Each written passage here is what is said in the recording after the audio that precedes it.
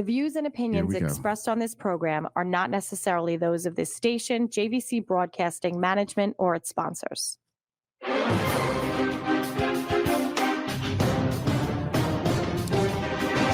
Good morning, Long Island. Hello there. It's Wednesday. Okay, let's cut the music here and let's get into the show. Today's a special day because my mom turns 81 today. So shout out to you, Mom. I love you, and I'll see you tonight. And we're looking forward to celebrating. Okay, so welcome to Money in the Morning with Mitch Goldberg. Thank you so much for joining me. I want to reiterate, I said this yesterday, I'm going to say it again. And I will say it again as often as you feel the listener is necessary. I greatly appreciate you being here and joining us. I realize so many of you turn on the radio this morning to 103.9 FM LI News Radio and expected to hear somebody else. Brian, we've had a little change. We're changing some things. We're making it more Long Island. We're bringing in more business people from Long Island to teach you things and talk to you about things. And I am very fortunate to be among those people because I, too, am a Long Islander. I, too, suffer with the high cost of living along with you on Long Island. But I love it. I love living here. So I want to bring value to my fellow Long Islanders. We're talking about money. We're talking about business. We're talking about the stock market. We're talking about the economy.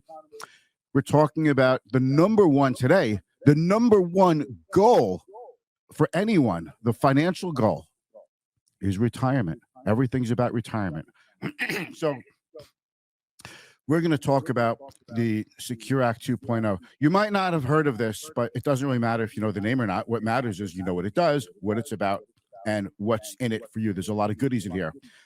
First, I just want to do a quick shout out and thank the incomparable, amazing, velvety, smooth Jay Oliver, who precedes my show, who is just the king of talk radio and just keeps the fun and the conversation going. So thank you, Jay.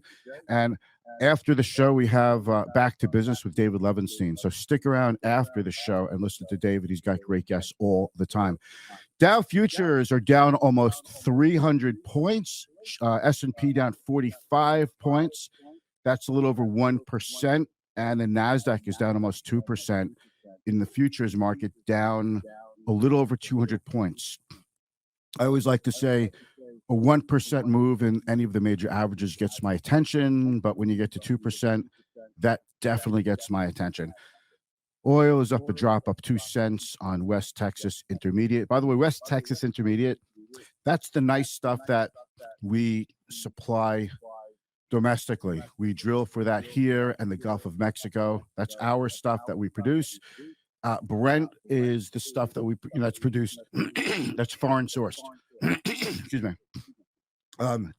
Brent C, OPEC, Russian oil. That's Brent, and that's about. I think it's about 87, 88 a barrel. It's more expensive because it costs more to bring it here, as opposed to just our domestic good stuff. The 10-year Treasury yield is going lower, about 3.45%. Mortgage rates are coming down a little bit. I think they're about 6.25%, 6.2%. And a headline I saw before, this is what it was. This is just to give you an example of some of the hyperbole in financial news. Weekly mortgage demand jumps. They use the word jumps.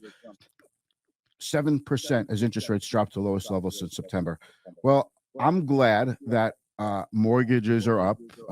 Refinancing is up a little bit, about 15%, but most of it is new home sales.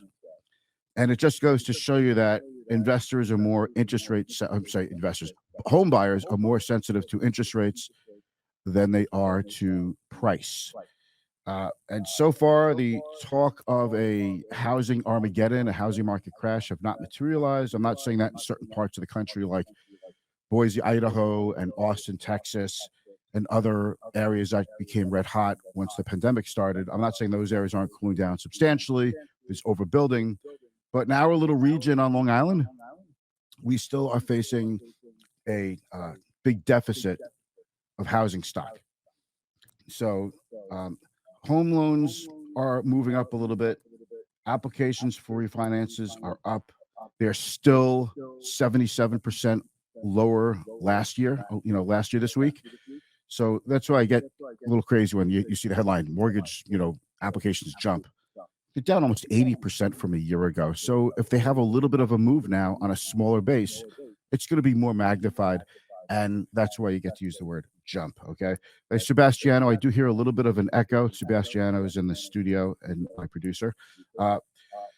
So we are looking at a couple of things. Well, let's talk a little bit more about the housing market, because I'm going to have some guests to talk about that too. But inventory is still low. Everybody who I speak with in residential real estate, they're all waiting until March to see if more listings come on. A very dear friend of mine who is with Wells Fargo Mortgage. He's a mortgage broker for Wells Fargo, and he's a successful one there. And he does usually like 15 mortgages a month. He told me now he's lucky if he gets 3. If he gets 2, he's happy. If he gets 3, he's ecstatic. Mortgage deals. That's closings. That's how tough it is. So maybe he'll get back up to 5 or 8 or 10. But the market's different now. The easy money is over. The interest rates are higher. Home values have not come down much. So interest rates are still double what they were a year ago in the mortgage rates. So it's still a very expensive place to be. Okay, so having said that, I appreciate everybody joining me. And I just want to say, again, I'm looking at some of the comments on Facebook, and I was told not to look at them because they're not the nicest. But I'm not going to use last names. I'm just going to say about my show, George says he'd rather listen to paint drying. Where's Brian Kilmeade? A bunch of question marks and exclamation marks. And then Tony, come on, RCN, where's Kilmeade? This is not going to end well for your viewership. And Jerry, my man, says, I am ready to slit my wrists. Yesterday, thought it was a glitch. Bring Brian back. Okay. So if any of you are not metaphorically, at least, about to slit your wrists, I appreciate you being here and giving us a chance over at 103.9 FM, LI News Radio, to give you value. And that's what we are all about here. We want to give you value. So the things that I want to talk about today is retirement. And there's been a watershed moment with the passage of the Secure Act 2.0.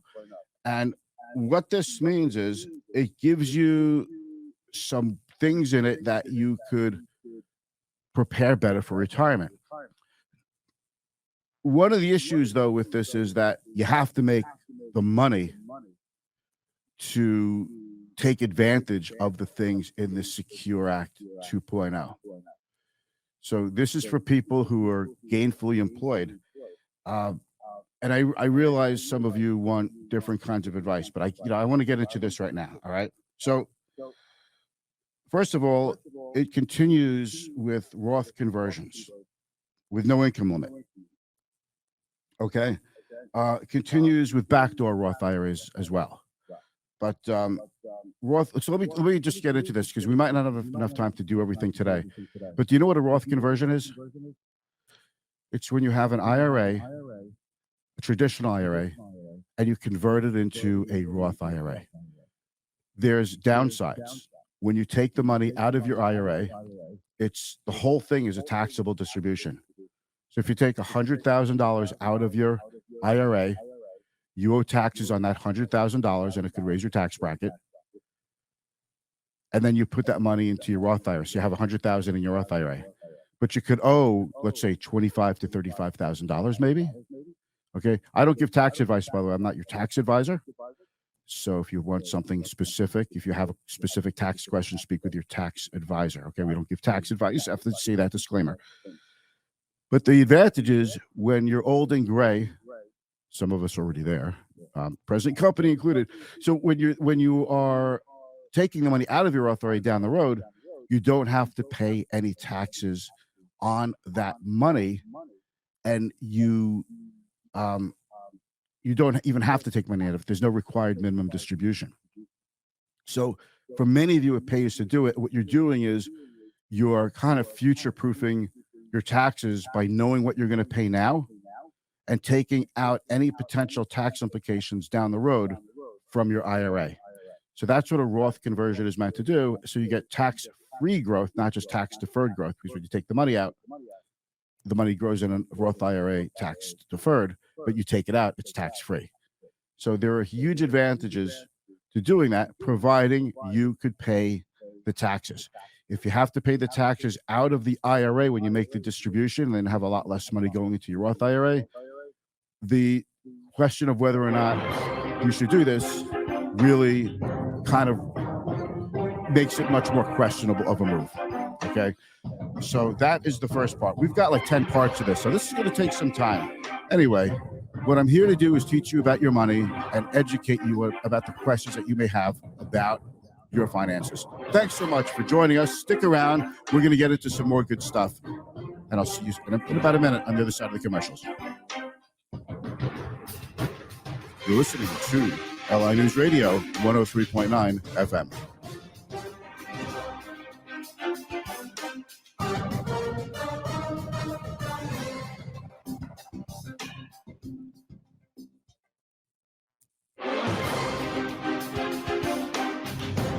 Okay, the music is back on, which means I'm back on. Thank you so much for joining me. I'm Mitch Goldberg. You're listening to Money in the Morning with Mitch Goldberg. Thank you very much for giving us a chance.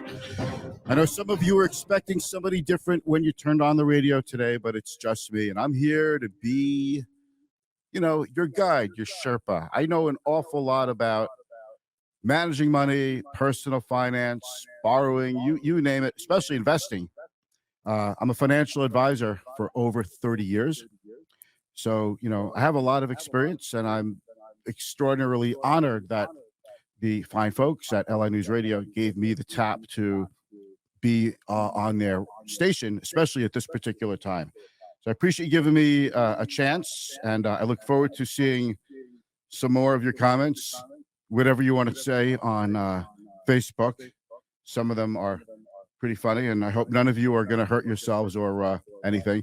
But if you want to listen to this in the replay, I have a YouTube channel. So if you have insomnia tonight, you go to my YouTube channel, Client First Strategy, and I assure you, you will get a good night's sleep. Okay, we're talking about the Secure Act 2.0.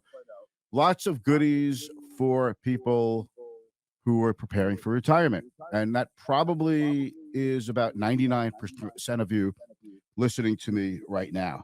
So the next thing is qualified charitable distribution. This is for people a little bit older. Now, I don't know exactly the demographic here. I think most of you are like, I'm just going to guess like 40 to 60. Okay. But maybe more, maybe 70, maybe more. But a qualified charitable distribution is for people who are 70 and a half and over who want to get a tax break to give money to charity. You still get the tax break even if you take the standard deductions. So even though the required minimum distribution age is now 72, you could still do a qualified charitable distribution at the age of 70 and a half. And that means when you take money out of your IRA, instead of taking the money and depositing it into your checking account, you have the IRA distribution sent directly to a qualified charity of your choice. And you don't pay income tax on the IRA distribution. So it's a way to get a tax break and give money to charity. And you don't have to be old enough to take the required minimum distribution. It starts at age 70 and a half. So that's actually was already in place, but it is staying in place. And I was really happy to see that. Okay. Charities, they're always fundraising. They always need your money. They don't just need your money around Christmas time. They need it all year round. Okay. All right. Let's talk about required minimum distribution. This is a biggie because I think there's a little not controversy, a little confusion now. If you're born 1950 and earlier, your required minimum distribution from your IRA starts at 72. That means last year. Last year, people born in 1950 started turning 72. And if you work for a company, you have a 401k plan, or you work for a hospital system, for example, and you have a 403b plan, or you're a teacher and you have a 403b, when you leave your job, you do something called a rollover. You roll over that money into a self-directed IRA. And then when you turn 72, if you're born before 1950, that money goes in. You have to start taking required minimum distributions. That'll typically be, this is just a rough rule of thumb, about 4 to 4.25% of the value of your IRA. Okay. So just to give you an idea of where that could be. But now, if you're born between 1951 and 1959, your RMD happens at 73. Now, if you're like me and you're born after 1960, for me, I'm born 1967. But if you're born 1960 or later, the RMD age starts at age 75. So it's when you hear, this is what I was saying, was like some people there's maybe controversy or confusion. The age 75 required minimum distribution doesn't start until 1935. Well, that makes sense because people who were born in 1960 aren't turning 75 until 2035. So 2035, the age limit for the RMD is age 75. This is really good news if you're born after 1960. The IRS wants you to take money out of your IRA because they want the tax money. But this really could delay it for those of you who don't have to take distributions from your IRA. So it's definitely a gift for people who have assets, in my opinion. I'm surprised it got through, but it did, and I think that's going to be good for many of you. If you're fortunate enough to be a person who could skip RMDs until you're 75. Okay, so that's a pretty big one. The next one that I want to cover, I'm trying to cover the more interesting ones. Oh, yeah, this is going to be juicy, okay? Any business owners out there? Any self-employed people out there? You now have a Roth option for the simple IRA and the SEP IRA. Wow. You could put a ton of money into SEP IRAs, and you could put pretty decent money into a simple. Okay, I think the limit is 15,500. So you now could do a Roth simple and a Roth SEP. That's new. That starts in 2023. That starts now. So when you start doing your taxes next year, you could do that. So this is a big thing if you're a business owner. Now here's the way why I want to clear this up between IRAs and Roth IRAs, SEP IRAs, simple IRAs, they're all IRAs versus a Roth IRA. You get a tax deduction when you put money into a 401k or an IRA, okay? So if you make $100,000, you put $6,500 into your IRA, your taxable income becomes $93,500. So because you weren't taxed on that last $6,500, maybe you save $2,000 on average person, $2,500 in taxes. But the money grows, and then when you take the money out 20, 30 years later, 10 years later, 40 years later, depending on how old you are, when you put the money in, you pay the taxes on that. And presumably that money will grow. So you'll be paying taxes on a much bigger base than $6,500 down the road. But if you do a Roth, you skip a tax deduction that's probably going to be much, much smaller than what you're going to save on taxes down the road from a Roth IRA. Because you take the money out of a Roth IRA, you don't pay taxes on it. You don't get the deduction, the income tax deduction. But I think most people I speak to who contribute money to an IRA, my clients, it's because they go to their accountant and they say, I want to do what I can to save on taxes. So reflexively, the accountant says, oh, put money into an IRA, take the tax deduction, that'll lower your taxes for the year. But what people don't say to the accountant is, I want to reduce my tax bill 20 or 30 years from now. If that's the case, then you have to do a Roth IRA.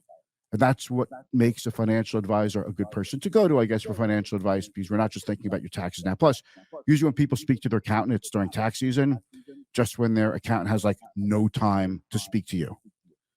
The time to speak to your accountant about your taxes is, let's say, 6 months or more before tax season, not during tax season when they really don't want to talk to you. They just want to get the tax return work done. Okay. So there are some gifts in the Secure Act 2.0. And, it's boring stuff, but you need to know about it, because if it's for your retirement, it's not so boring. It does become exciting. Okay. So That is what the deal is. Rhonda on my Facebook page says, I thought the new age for RMDs is 73. Well, it depends on the years you were born. Okay. If you were born between 1951 and 1959, then the RMD is age 73. So I don't know when you were born, but that would tell you when it is. Okay. Anyway, we've got a lot more to talk about. We're not going to finish it all today because a half-hour show goes by so freaking fast. I wish these options were here for me years ago, but I'm definitely going to be taking advantage of a bunch of these. Stay tuned for Back to Business with David Levenstein coming up in a couple of minutes. My name is Mitch Goldberg. I'm a financial advisor for over 30 years. I know an awful lot about financial matters, from budgeting to personal finance to leasing cars, all the things that we deal with literally on a daily basis. I greatly appreciate you taking the time to listen. I will be back to you very soon. See you tomorrow.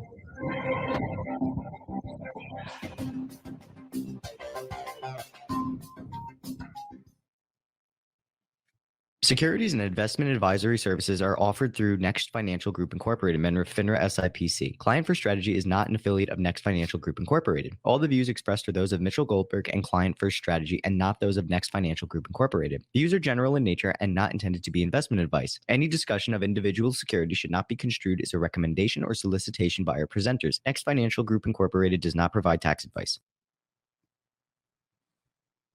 And we're off. Thank you very much, Sebastiano. No problem. Always a pleasure working for you. Take care, everybody in Facebook land. I'll see you all at 4:30. All right. Yeah. So I hope I did okay today. I feel like I'm